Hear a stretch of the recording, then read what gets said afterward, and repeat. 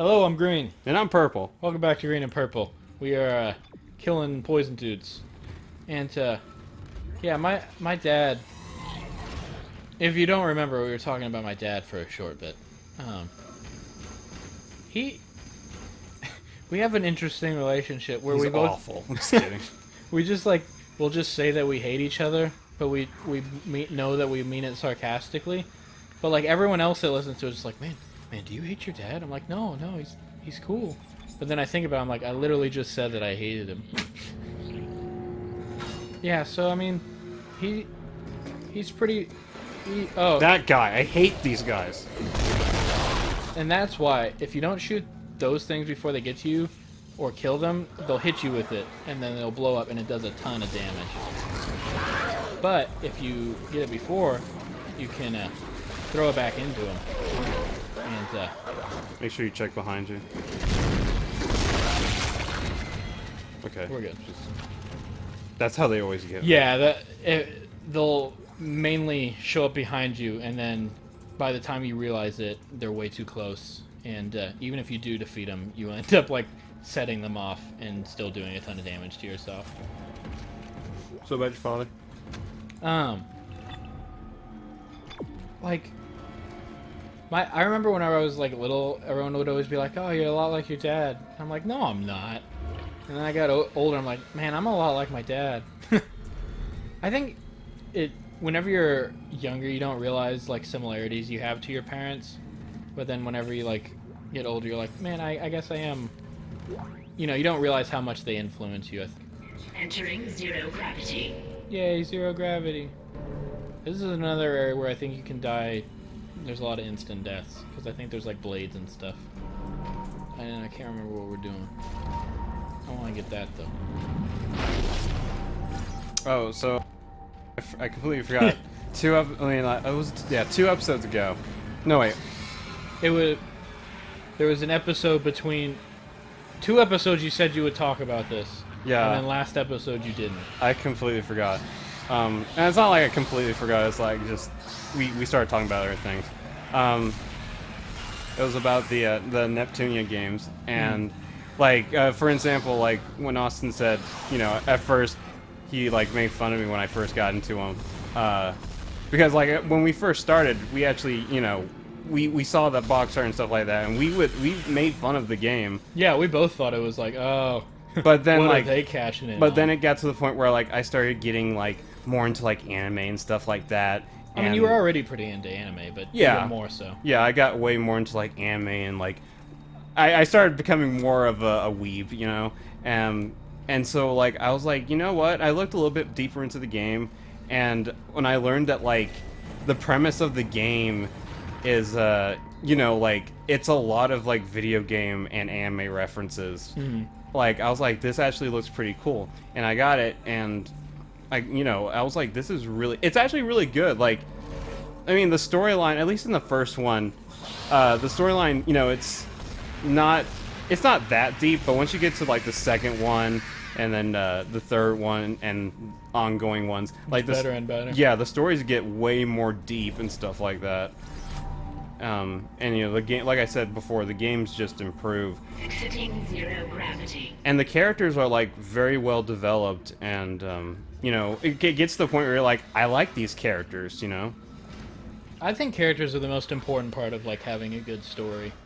Like even if you have a well-written story, if you have characters that's like, I don't care about this person, then it doesn't do much for you, you know? Yeah, like You know?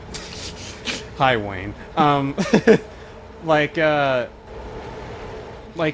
Neptunia Mach 2, which, funny thing, most of the Neptunia games are rated T for teen, but the second one is rated M for mature, and so you're thinking, oh, so they probably like did something really risque in the game. It's like, no, the reason why the game is rated M for mature is because of one ending where the main character basically has to like kill all her friends and stuff like that Oh, great. to defeat the final boss.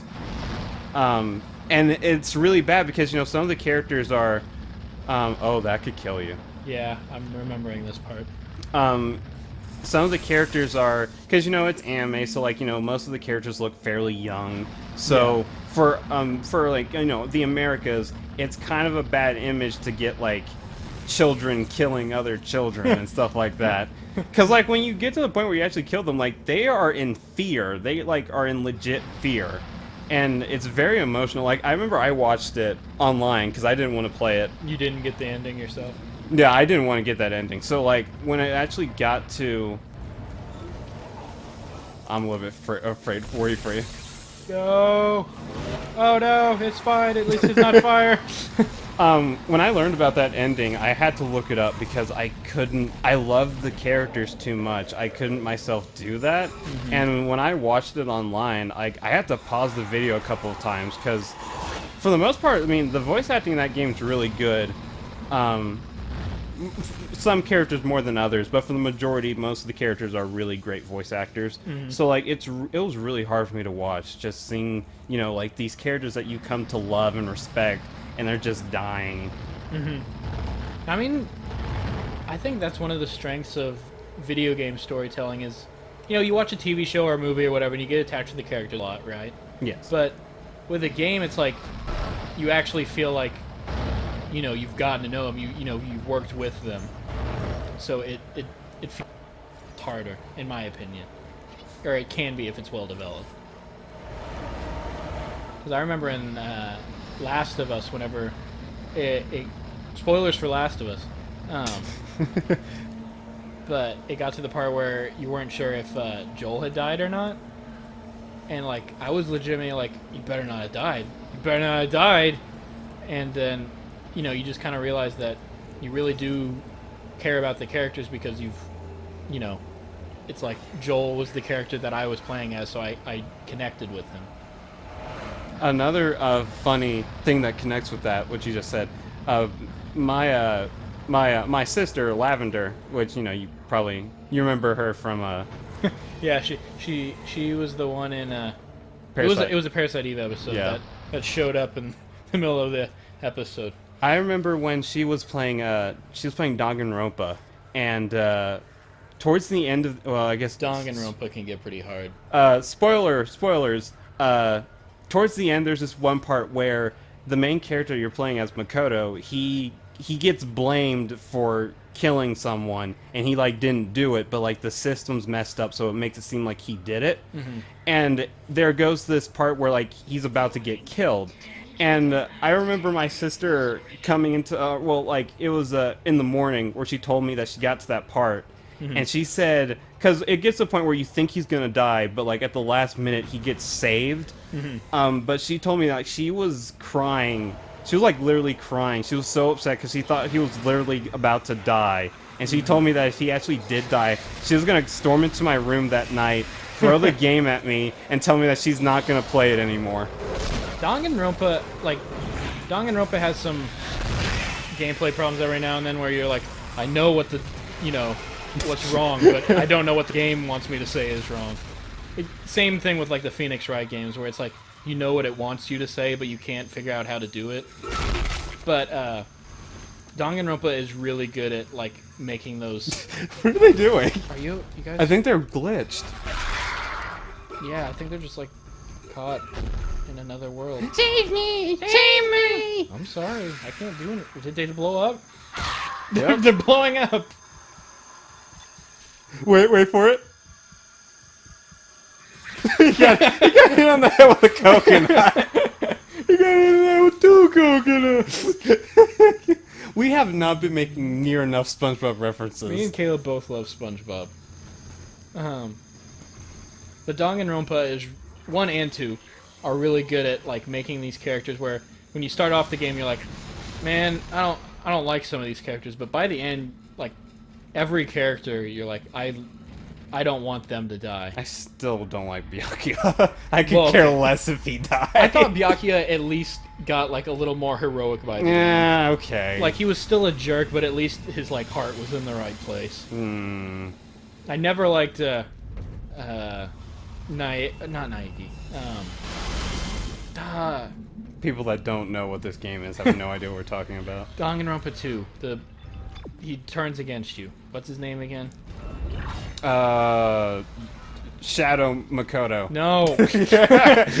He's basically evil anti-Makoto. Yeah, he has the same voice actor, so. Alright, what can I get rid of? I think I just have like a bunch of. I kind of want to get some. With enough to spare, you guys will have all the hope you'll need. Yeah, basically there's like this guy, and I wanted to punch him, yeah, but I starts can't off, because if I punch him, I'll break my Vita. when the game starts off, like he seems like a perfectly normal character, and you're like, okay, I can. And he like helps you, and then it turns out he's crazy, and then the entire rest of the game he's a total jerk, and you're like, oh my god, I hate him a lot. He murdered my favorite character. Yeah, that'll do it. It's like, why do you hate him? He murdered my favorite character. Well, yeah. Well, I mean, he didn't directly murder her, but by technicality, he killed her. Mm-hmm. Yeah. And I will never forgive him. Oh. I highly recommend the Danganronpa series. It's really different and it's really cool. Hey, not cool. Hey man, that's not cool. What about the melons? Where's your last tentacle harm? They make such awful noises. Like, that is legit pain. Mm-hmm.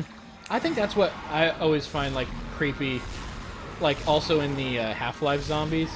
Whenever, you play their voices backwards and they're like, oh no, God. Yeah, no. that's a cool effect. And, like, because I think that's creepy because it's like, that person is alive in there, you know? That's the implication. That's one of those, like, fate worse than death. Mm-hmm. Like, and then honestly, it's like, you almost feel better about killing the zombies because you're like, at least they're, like, done. They don't have to live like that. Mm-hmm. I don't have enough room. But yeah, like, tomorrow I'm actually, because I pre-ordered the newest Hyperdimension Neptunia game. Oh yeah, there's a new one coming out. Yeah, and it should be coming in. Well, by the time this episode goes up, I'll already have the game. Mm-hmm. But you'll probably have already beaten it. But the cool thing is, it's like, because I know they're changing like a lot of stuff in this new one. So if I'm gonna really look into finding a way for me to LP it, because I do want to LP at least one Neptunia game, because I do love them. Change the misconceptions about it. Yeah, because I mean, yes, I know like the games get very risque and stuff like that parts, but that's just because that's the culture. I mean, anime already is just most anime is risque, at least at parts. Yeah, and that's just because that's their culture. They're much more open culture as far as like sexuality goes. Yeah, so I mean, for the most part, no, most of the stuff that happens and stuff like anime and stuff like that, it doesn't bother me because it's like, well, it's just, it's just breast. Mm-hmm. Oh, hi, buddy. Hey, man, I missed you. Not really. I hate you. It's like, yeah, women have breasts. Yes, we know this. No, it's scary, Caleb. So I'm like, yeah, it doesn't bother me. Which, funny thing, most of the characters in that game are actually, they're not well endowed. There's only like a couple, like a hand's worth of characters that, are well, to the point where it's like, whoa. Well, like, even not to that bit. Yeah, not even to that. I think they're fine. Caleb, boobs are scary. I've seen worse. Trust me, I've seen worse. Whenever, like, one boob is the size of the person's head. Like, that's not healthy. It's like, how are you standing up? Like, I have serious back problems. I know, I can tell. I feel like there's probably some women in the world that do have to deal with that problem. Yes, there are, actually. I remember, there's actually this one, I think it's a defect, where, like, I believe the woman's breasts, like, grow, like, really spontaneously and stuff like that, and it gets to the point where, like, it gets to those, like, freakish levels, and I mean, some people want that, I guess. Yeah, because, they think, bigger is better. Yeah, but, I mean... Because I've met some women in my life who, they tell me that they want bigger breasts. I mean, if you do you, but honestly, I think everyone's just fine the way they are. Like, you just gotta be comfortable in the skin you got. And if you want to, change the way you look, then that's your own. You can do that. It's your own mistake, but I don't think you should ever feel There like... we go. Yeah, there's the storm. I feel like Jeez. you never should be, like, ashamed of your body, in my Yeah. opinion. Don't change yourself for someone else. Yeah, if you want to change it, do it because you're like, I want to look different for myself. Don't change it like, I want to look different so people will like me more, Because in We're the getting deep, man. because in the end they won't. Yeah. Because then they'll love you for what you look like, not for like what's on the inside. Yeah, if it's like that shallow, then it's just like, what's the point? You know what I'm saying, bro? Yeah. Yeah, bro. Do you want to end it here? Yeah, we've been going on. We got really deep. This is what happens when we go past the 10-minute mark, man. Stuff gets deep. Does it? I guess so. Not usually. We've gone past the 10-minute mark pretty frequently. We'll be back tomorrow. See Bye. ya. See ya. Oh, are you okay? Bye.